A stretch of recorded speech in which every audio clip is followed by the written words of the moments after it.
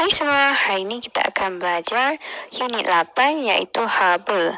Dalam unit ini kita akan cover suhu dan juga haba. Okay, mari kita lihat apa yang dimaksudkan dengan haba. Haba adalah tenaga. Disebabkan ia adalah tenaga, ia tidak boleh dicipta ataupun dimusnahkan. Jadi ia hanyalah boleh dipindahkan antara satu objek ke satu objek yang lain, antara satu bahan ke satu bahan yang lain dan sebagainya. Ia juga tidak boleh dilihat tetapi ia boleh dirasa. Contohnya apabila kita nak minum air panas macam hot chocolate ke apa, bila kita pegang je cawan tu kita akan rasa macam suam-suam. Jadi itulah haba yang kita rasai. Kita tak boleh lihat dia tapi kita boleh rasa. Disebabkan haba boleh dipindahkan, apabila menerima haba, tenaga haba dipindahkan dari objek yang panas ke objek yang sejuk. Contohnya kita ada sebikar air yang dipanaskan selama 2 minit menggunakan penunu Bunsen. Air itu akan menjadi panas kerana menerima haba daripada penunu Bunsen terus kepada bikar lalu memanaskan air di dalamnya.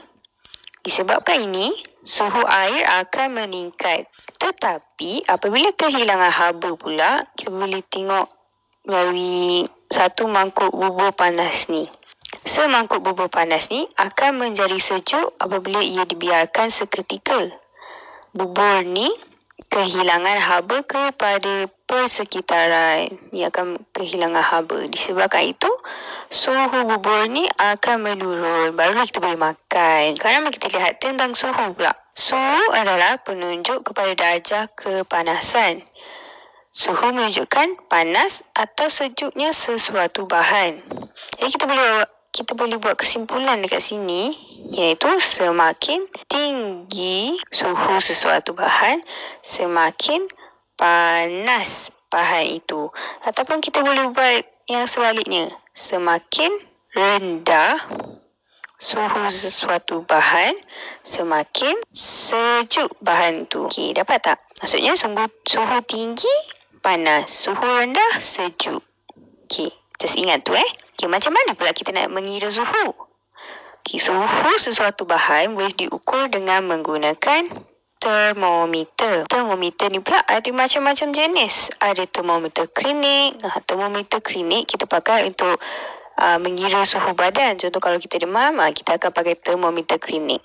Tetapi untuk dalam mata pelajaran sains, kita akan menggunakan termometer makmal. Unit piawai dan sistem metrik bagi suhu ialah darjah Celsius.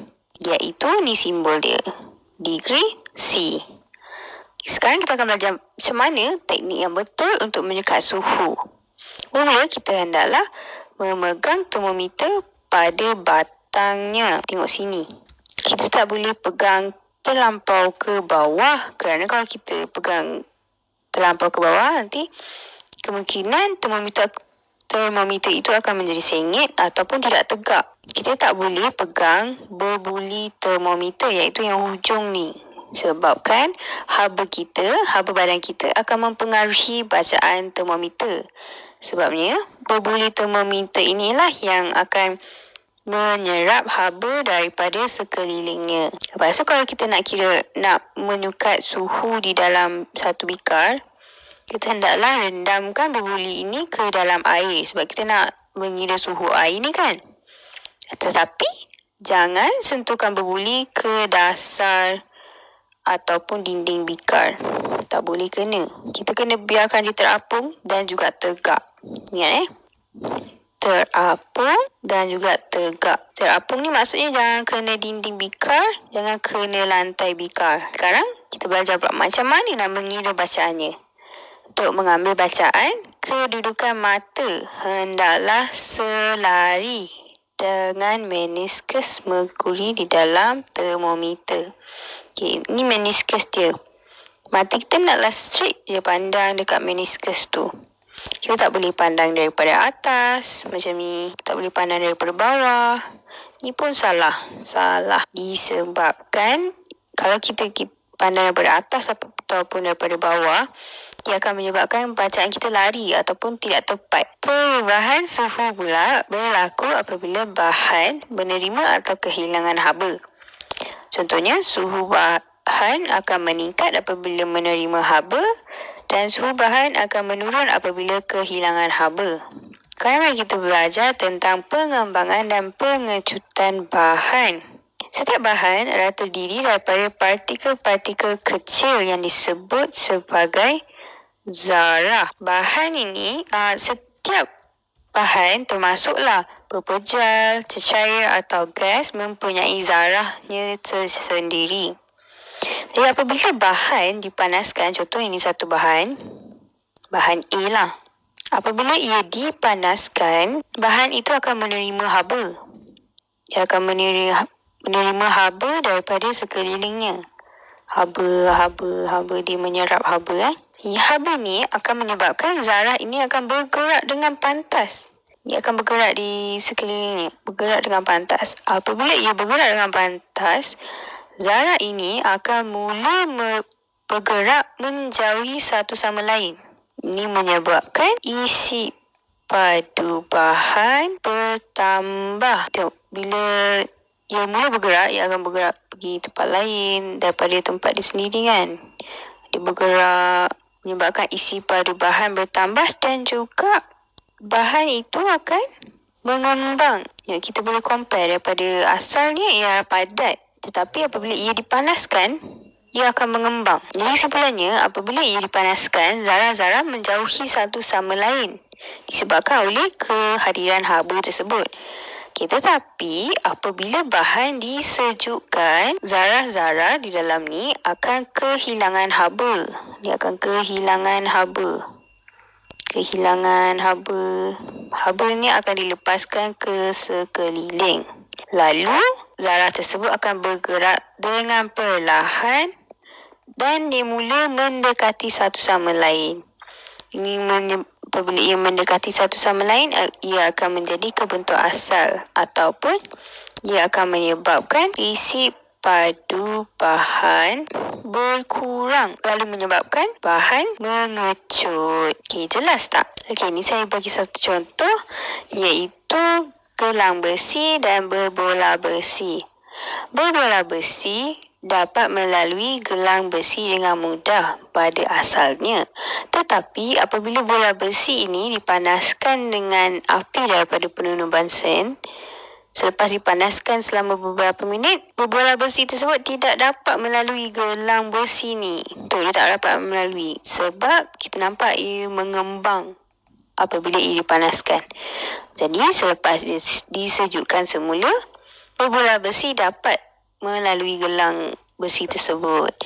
Jadi kita boleh nampak di sini apabila ia dipanaskan, isi padu bahan akan bertambah lalu bahan mengembang. Tetapi apabila ia disejukkan, isi padu bahan akan berkurang lalu bahan akan mengecut. Lepas belajar pasal pengembangan dan pengecutan bahan ni, mari kita lihat aplikasi pengembangan dan pengecutan dalam kehidupan seharian. Kita tengok contoh yang pertama iaitu merkuri di dalam termometer.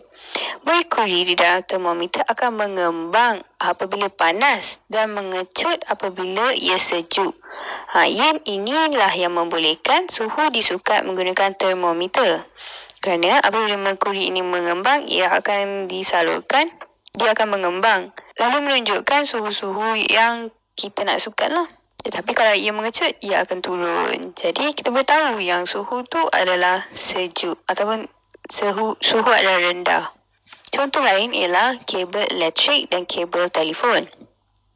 Kabel-kabel ini dipasang secara mengendur gitu.